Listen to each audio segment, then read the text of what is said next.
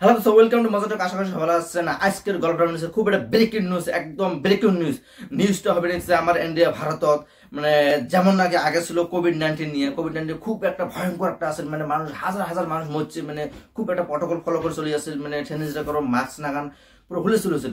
বর্তমান হবে দেখছে নাকি সেম পজিশন আসে গেছে আমার এই ইন্ডিয়াতে, যেমন কি কোভিড-19 ভ্যাকসিন নিয়ে যাই কোভিড-19 ভ্যাকসিন নিছে, যাই কোভিশিল্ড ভ্যাকসিন নিছে, তাই শোনা যাবে নেক্সট নিউজত, তাই মানে মারা যাবে নেক্সট সিমটম বলে ফার্স্ট টাইম হচ্ছে ব্লাড ক্লটিং হবে, তোমার হার্ট ব্লক হবে, ব্রেন স্ট্রোক হবে, ইচিং হবে, অ্যালার্জি হবে, এই সিমটমগুলো পাওয়া যাবে নেক্সট। মানে দিল্লি শোনা গেল মানে যাই কোভিড ভ্যাকসিন নিছে তাই মানে মারা যাবে নেক্সট। তো কতটুকু সত্য কতটুকু মিথ্য চলো আরম্ভ করি। कोरोना के जख्मों से लोग अभी उभरे नहीं थे कि अब कोविड वैक्सीन को लेकर बड़े खुलासे हो रहे हैं। भारत के साथ साथ कई अन्य देशों में भी हड़कंप मच गया है।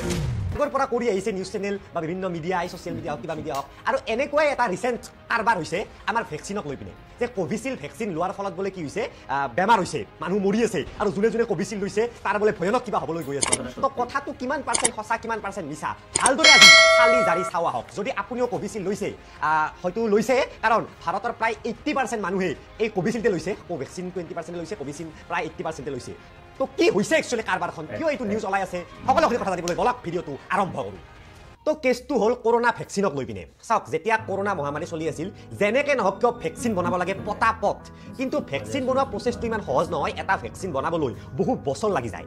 আজি আপুনি সৰু থাকোঁতে যি ভেকচিন লৈছিল বা আজিকালি আমি যি ভেকচিন লওঁ, সেই ভেকচিন বহু বছৰ পৰীক্ষা নিৰীক্ষা কৰিহে তাক উলিওৱা হয়। কিন্তু যিহেতু কৰোণাৰ সময়ত এনেকুৱা এটা চিটুৱেশ্যন হৈছিল যে পটাপট ভেকচিন লাগে, নহ'লে মানুহ মৰি আছে। তো বিভিন্ন দেশে নিজা নিজা ভেকচিন উলিয়াব চেষ্টা কৰি আছে। তেনেকুৱাকৈ ইংলেণ্ডৰ এটা ফাৰ্মাচিউটিকেল কোম্পানী এষ্ট্ৰজেনিকাই অক্সফৰ্ড ইউনিভাৰ্চিটিৰ লগত মিলি এটা ভেকচিন উলিয়ালে, আৰু সেই ভেকচিনটো ভাৰতলৈ লৈ অহা হ'ল। আৰু ভাৰতত এটা বেলেগ ফাৰ্মাচিউটিকেল এটা কোম্পানী চিৰাম ইনষ্টিটিউটে চেম ভেকচিনটো ভাৰতৰ মাৰ্কেটত উলিয়াই দিলে, নাম দিলে কোভিচিল্ড। আৰু ভাৰতত এই কোভিচিল্ড বহুত বেছি পৰিমাণে ইউজ কৰা হ'ল। চৰকাৰো লগ লাগিল যে সকলোকে ভেকচিন দিব লাগে। তো কোভেক্সিন আৰু কোভিচিল্ড ভাৰতত দিয়া হ'ল। কোভেক্সিন ইমান বেছি দিয়া নহ'ল যিমান কোভিচিল্ড দিয়া হ'ল। প্ৰায় 220 কৰোৰ ড'জেছ ভেকচিন ভাৰতত দিয়া হ'ল। তাৰে 80% হ'ল কোভিচিল্ড, বাকী 20% কোভেক্সিন। মানে প্ৰায় 176 কৰোৰ ড'জ কোভিচিল্ড দিয়া হৈছে, মানে দুটা ড'জ দিয়া হৈছে। তাৰে 80 কৰোৰ মানুহে অনলি কোভিচিল্ড লৈছে। এতিয়া কি কোভিচিল্ড লোৱা মানুহখিনিৰ কিবা হ'ব নেকি, যি নিউজ পাই আহিছোঁ? চাওক, কথাটো এনেকুৱা নহয় আচলতে। ফাৰ্ষ্ট এই কণ্ট্ৰভাৰ্চিটো ওলাল কেতিয়াৰ পৰা কোভিচিল্ডক লৈ? ফাৰ্ষ্ট এজন জিমি ষ্টেক নামৰ মানুহজনে এটা ৰিপৰ্ট কৰিলে এই এষ্ট্ৰজেনিকা ভেকচিনটোৰ ওপৰত, যি কোভিচিল্ড গ'ল ভাৰতত আহি, যে এই ভেকচিনটো লোৱাৰ পিছত তেখেতৰ ব্লাড ক্লটিং হৈছে। আৰু এখেতে কেছটো কৰাৰ পিছত আৰু 51টা কেছ বেলেগ বেলেগ ছাইড এফেক্টক লৈ পিনে UK কোৰ্টত গ'ল, যে এই ভেকচিনটো লোৱাৰ পিছত আমাৰ এইটো হৈছে, এই ভেকচিনটো লোৱাৰ পিছত আমাৰ এইটো হৈছে, কিছুমানৰ গাটো বেয়া লাগিছে, কিছুমানৰ কিবা হৈছে, মানে 51টা আৰু বেলেগ বেলেগ কেছ গ'ল। কিন্তু আমি যদি ফাৰ্ষ্ট ৰিপৰ্ট চাওঁ, যে এই ভেকচিনটো যেতিয়া উলিয়াই দিছিল মাৰ্কেটত অক্সফৰ্ডৰ লগত মিলি এষ্ট্ৰজেনিকা ফাৰ্মাচিউটিকেল কোম্পানীয়ে, তেতিয়াই কৈছিল যে এই ভেকচিনটোৰ এটা ছাইড এফেক্ট আছে, বহুত ৰেয়াৰ ছাইড এফেক্ট। মানে যদি ভেকচিনটো 1 লাখ মানুহক দিয়া হয়, তাৰে এজন মানুহৰ ব্লাড ক্লটিং হ'ব পাৰে। 1 লাখৰ এজন, মানে very very very very rare. আমি যদি 1 লাখ মানুহ যদি ৰাস্তাত যদি গাড়ী চলাই যাই থাকে, তাৰে কমচে কমটো 20টা মানুহৰ এক্সিডেণ্ট হ'ব পাৰে। তাতকেও কম যদি 1 লাখ মানুহে খানা খাই থাকে, তাৰে হয়তো 100 জনৰ সেই খানা খোৱাৰ পিছত হাগানি চাগানি হ'ব পাৰে। মানে এই লেভেলত কম, কিন্তু এই নিউজটো এটা বহুত ডাঙৰ সেই হিচাপে প্ৰচাৰ হৈ আছে ভাৰতত, যে বহুত কিবা কিবি হ'ব পাৰে, বহুত কিবা কিবি হ'ব পাৰে।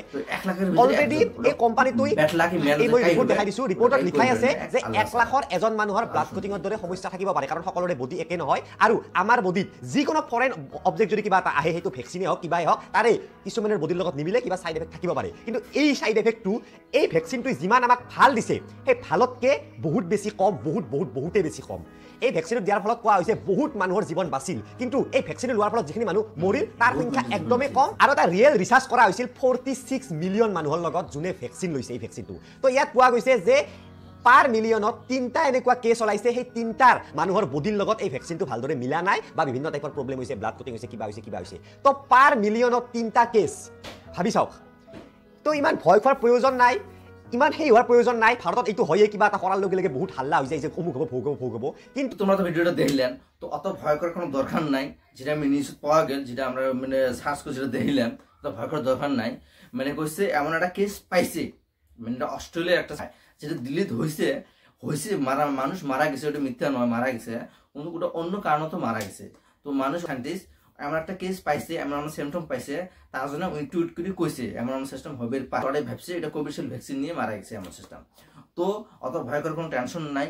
তো ওরা কইছে 1 লাখের ভিতরে একজনা হবে পায়। তো 20 লাখ মানুষ ম্যান্ডা যে কাই হবে ওটা কোয়া যায় না, ওটা উপরে আল্লাহ জানে। তো কোনো টেনশন নাই। তো যাই যাই নিছেন কোনো টেনশন করেন না, ফিরে টেনশন হতে ফিরে আবার টেনশন হতে ডিপ্রেশন হয়ে যাবে, তোমরা ফিরে মারা যাবেন।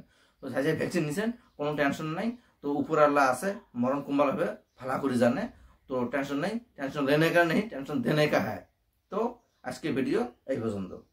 তো যদি আমার ভিডিওটা ভালো লাগে প্লিজ সাবস্ক্রাইব করে দেন আর কমেন্টও করে দেন কেমন লাগছে ভিডিওটা।